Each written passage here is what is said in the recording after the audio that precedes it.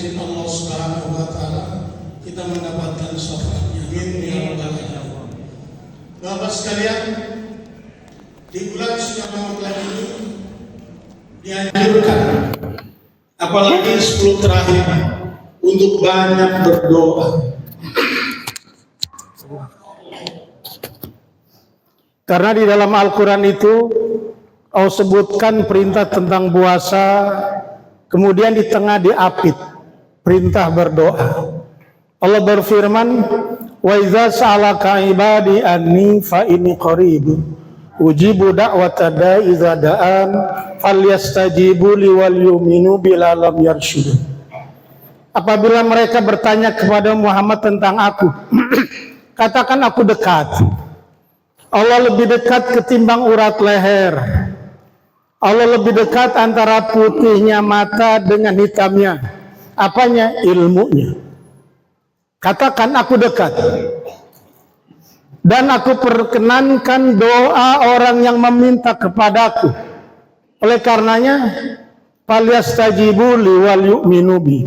Hendaklah perkenankan perintahku dan beriman kepadaku. Lam yarsyudun. Semoga dia mendapatkan petunjuk.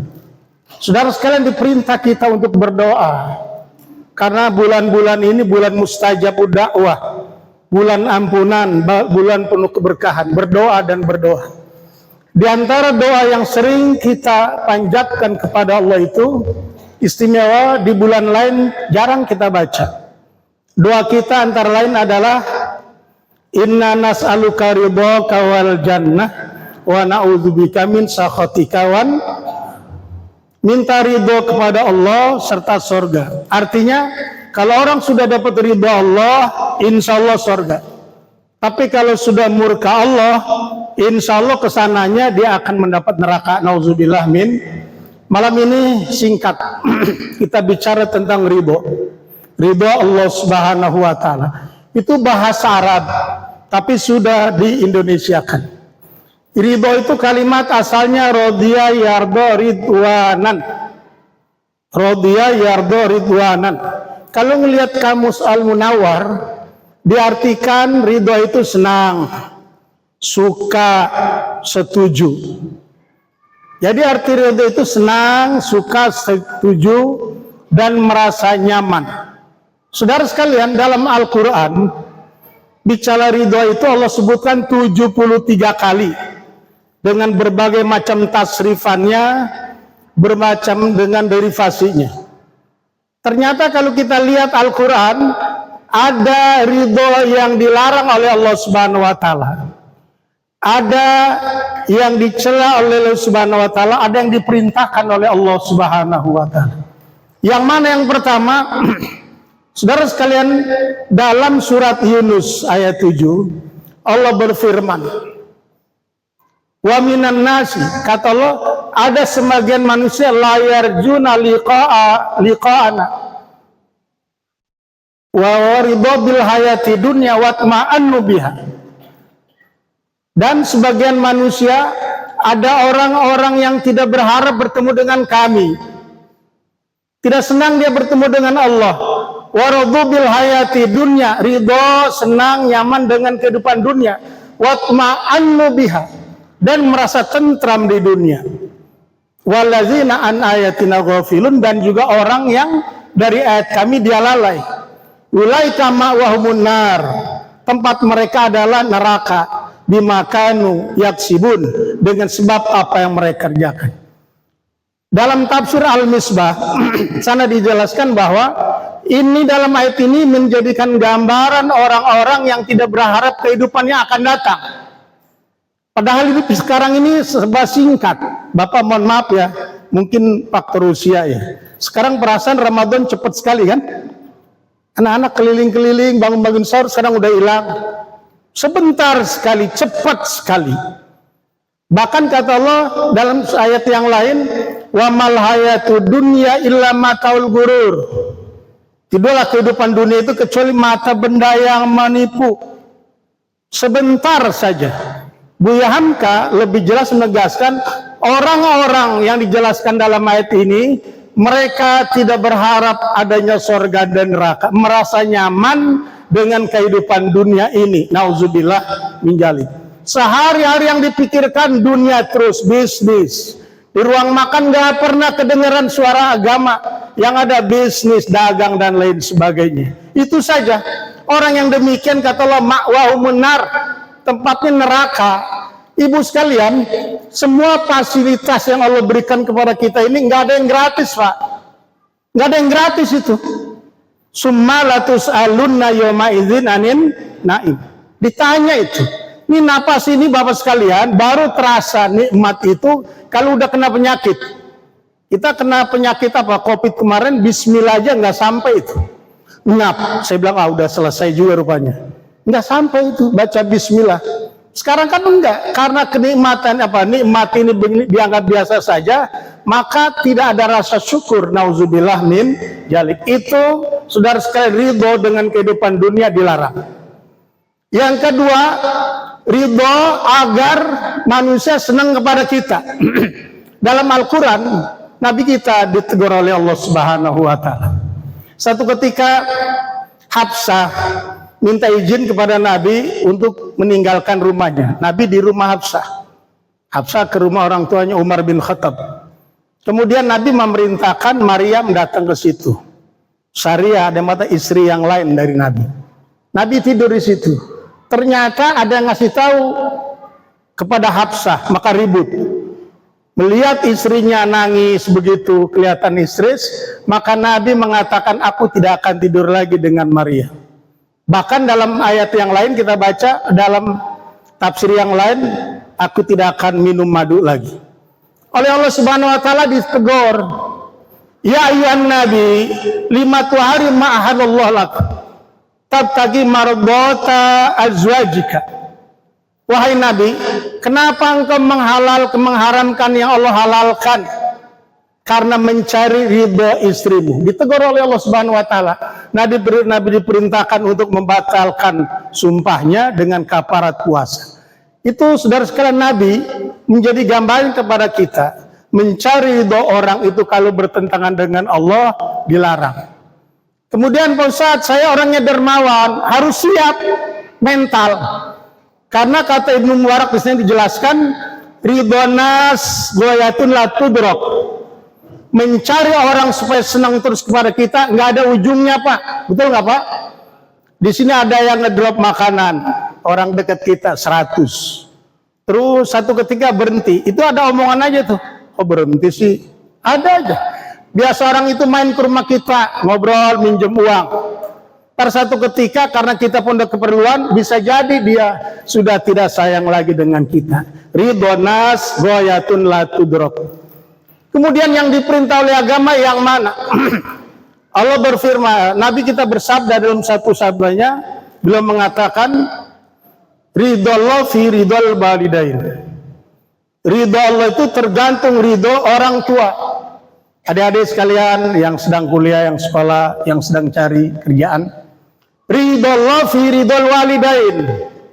Ridho Allah itu tergantung ridhonya orang tua kepada kita. Ibunya hamalat su'ummu wa wahnin wa fi solfi amain aniskurli wali walidaya wa ilal masir. Orang tua kamu mengandung kamu selama 2 tahun. Selama menyusui dengan mengandung itu selama 2 tahun. 9 bulan 10 hari tambah menyusui. Bapak sekalian, itu hal yang berat. Yang kedua, orang tua laki-laki. Bapak sekalian, kalau anak kita ingin menjadi orang baik-baik, orang yang saleh, kita meninggal tidak menyusahkan kita, maka banyaklah kita berdoa dan jadilah orang yang baik. Doa al-abai ya abnai kadwal anbiya li ummati.